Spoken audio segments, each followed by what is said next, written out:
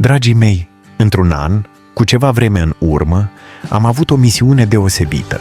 Printre toate listele pe care le primesc, unul dintre nume m-a pus pe gânduri: Luca.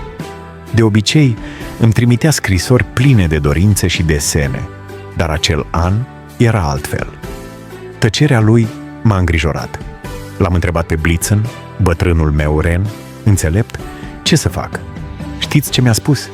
Dăruiește-i ceva din inimă. Așa că, în noaptea de ajun, am decis să-i fac o vizită. Când am ajuns la casa lui, totul era liniștit. L-am văzut dormind într-un fotoliu, ținând o fotografie cu mama lui. Mi-am dat seama pe loc ce se întâmplase.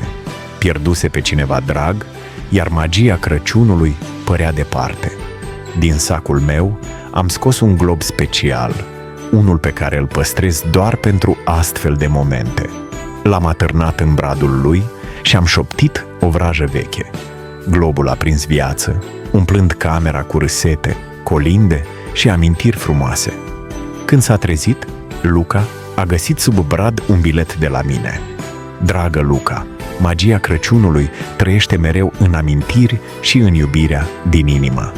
A zâmbit, iar asta a fost cel mai frumos dar pentru mine în acel an. Vedeți voi, bucuria și iubirea sunt adevărata magie a Crăciunului, iar eu sunt aici doar ca să le aduc aminte celor care uită.